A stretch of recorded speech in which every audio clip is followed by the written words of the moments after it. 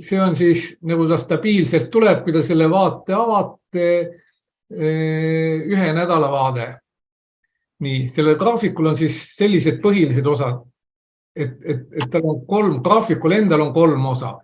Ülemine osa puudutab siis kõike, mis on seotud mullaveega, keskmine osa kõike, mis on seotud toitainetega ja toitainete kättesaadavusega, all siis õhuniiskused ja temperatuurid.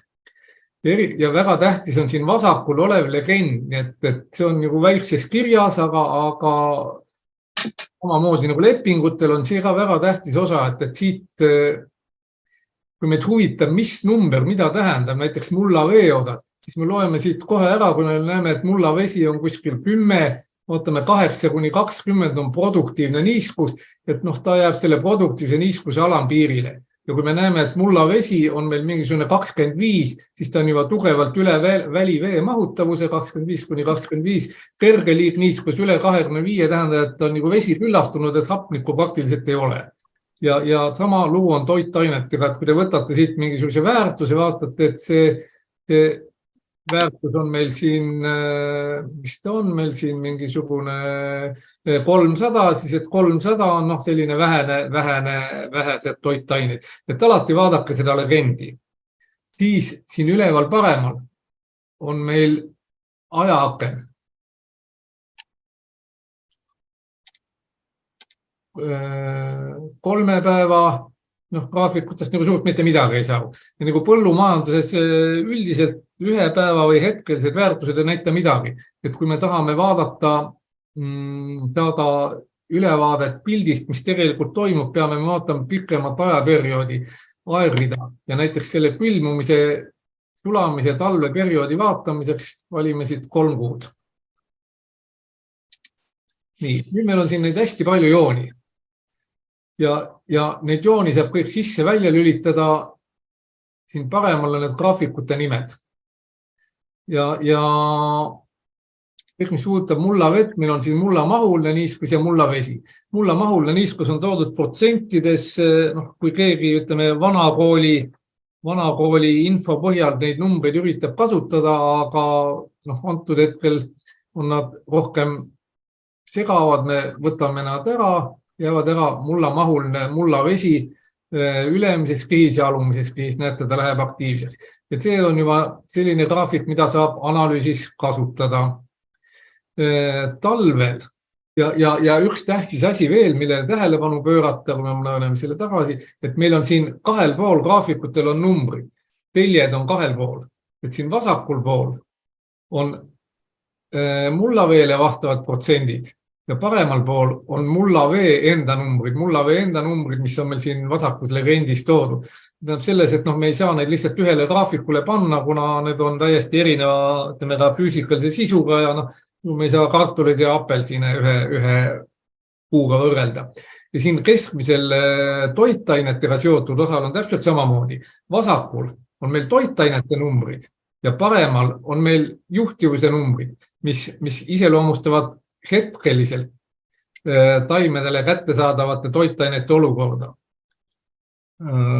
Ja samamoodi on see legend eraldi, see on vasakpoolse osa legend, vasakpoolse skaala legend ja see on parempoolse skaala legend. Ja üks asi veel, mida tuleb silmas pidada, siin on alumisel temperatuuride graafikul on samamoodi, vasakul pool on temperatuuri telg, paremal pool on õhuniiskuse telg. Ja et kõik need graafiku teljed on automaatselt skaleeruvad. See tähendab, õhuniiskus on meil siin kogu aeg 100 ümber, selle me koristame ära, see segab lihtsalt pilti. Ja nüüd me saame sellise graafiku. Kui me tahame, kus siis must on keskmine õhutemperatuur, sinine on pidev õhutemperatuur, nii, aga kui me tahaksime teada mulla temperatuuri, et mismoodi nüüd see ikkagi siin muutub ja mis siin juhtub. Sirgejoon nagu mitte midagi ei näe ja hästi raske on eristada. See on sellepärast, et nende graafikute ülejäänud näitajate muutus on niivõrd suur võrreldes mulla temperatuuri niiskusega, et ta lihtsalt ei joonistu välja siin. Ja kui me nüüd tahame uurida lähemalt seda mulla temperatuuri muutust, siis näete, siin on lihtsalt näeme, kuidas see automaatne skaleerimine mõjub. Koristame ära keskmise temperatuuri ja õhutemperatuuri ja nüüd näete kohe, siin on nüüd mulla temperatuure võimalik nagu lähemalt vaadata veel. ja siis, kui me võtame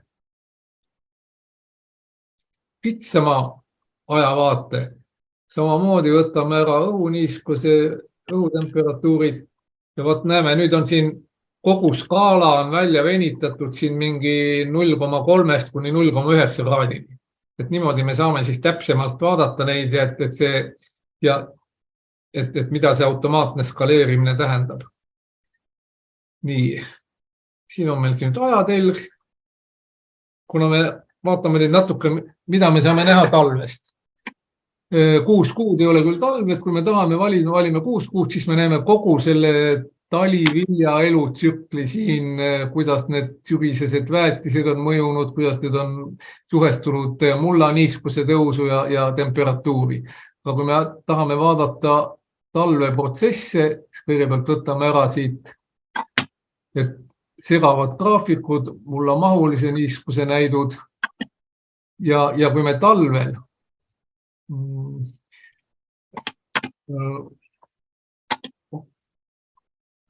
vaatame, mis on juhtunud toitainetega. Toitainetega on nüüd selline lugu, et toitainete näite sügisest ehk meil on siin novembri algusest kuni siiani on mõlemas kriis ikkagi oluliselt vähenenud.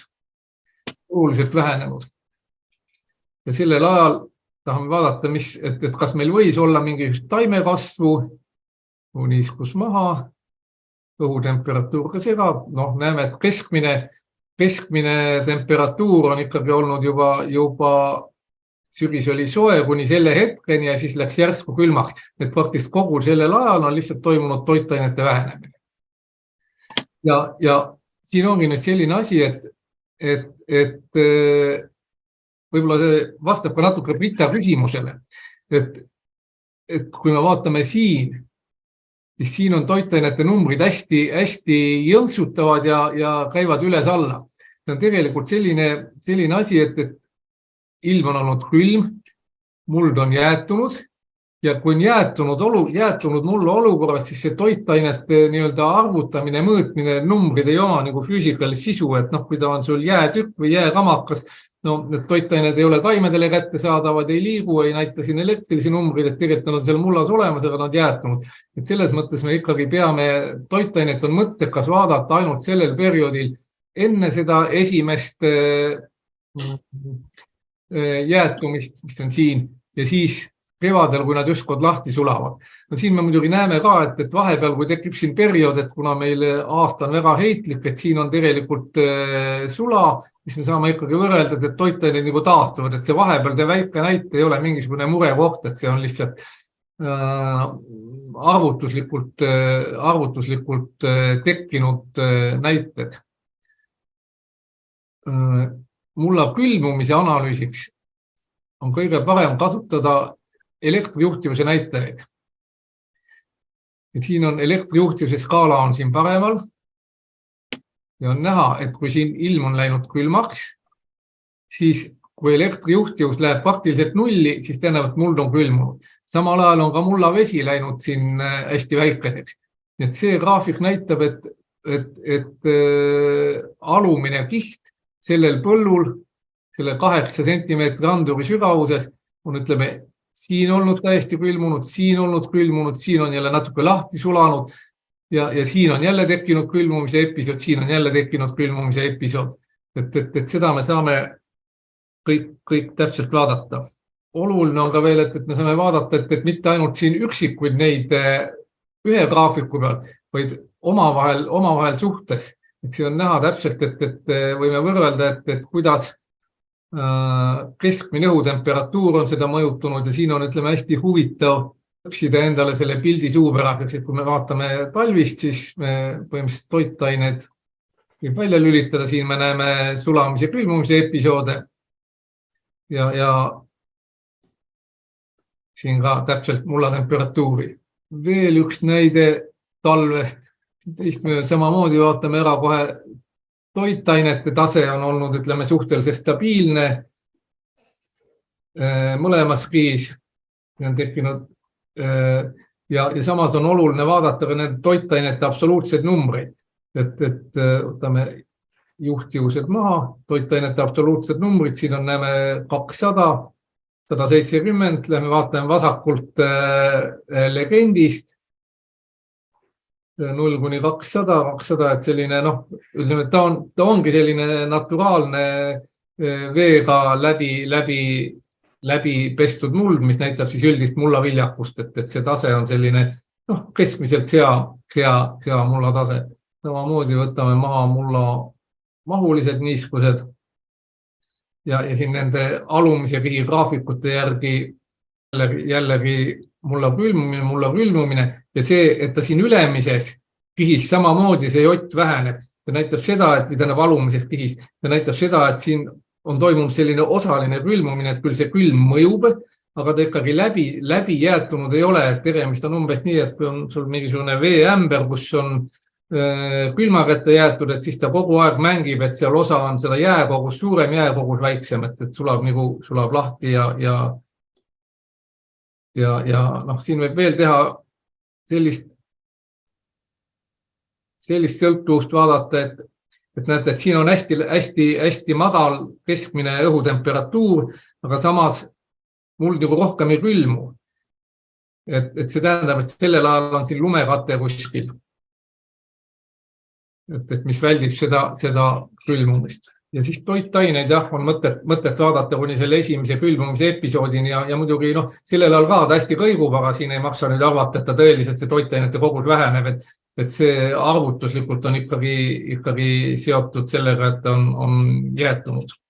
Siit näeme siis täpsemalt, et tegelikult see mulla temperatuur, et kevadel ja suvel on ta kogu aeg ikkagi see mulla temperatuur kõigub vastavalt õhutemperatuurile, aga praktiliselt kogu talv läbi on ta nullil iridal, et selline mitte jäätunud vesi mullast puhverdab selle mulla temperatuuri kogu aeg nulli ümber, et kui ta juba ja sügavalt alla nulli või miinus hakkab ta minema alles siis, kui kogu vesi on 100% jäätunud, et nii kaua ta püsib nulli ümber. Ja nüüd lähme siis natuke kevadesse, Mikk nagu põhimõtteliselt juba rääkis need asjad ära, et see on sama graafik, et mida me siit siis näha võime, et samamoodi valime enda jaoks selle sobiva vaate. Mulla mahuline niiskus on üldiselt segavad graafikud.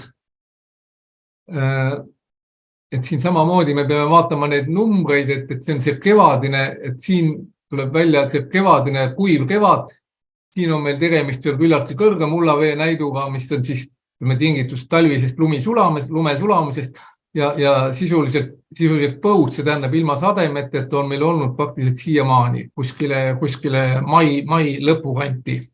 Ja võt siin võiks nüüd mõelda, siin on antud 2 ringi, on tehtud väetamine, esimene väetamine, kuigi ta on läinud sellel ajal, kui väetamine on tehtud, on mulla vesi olnud 5-16, mis on tegelikult päris paras niiske muld, aga niiskust pole juurde sadanud, et võib-olla mingil moel on need sinna väetised ülemisse kihti kuidagi moodi natuke vabanenud, aga meie 8 sentimeetri sügavuse andurini nad ei ole kindlasti jõudnud, et siin on ja see on tegelikult küll üks graafik, aga seis on iseloomult täpselt kogu Eesti kohta, et kogu tegevus hakkas siin mai lõpus, kogu aktiivne tegevus, et siin ma ei tea, kas mõelda, et vastavalt ilmaprognoosile, et kas on võimalik need 2 väetamist ühitada, et saaks nagu ühe ringi põllutöid kokku hoida, seda ei oska öelda.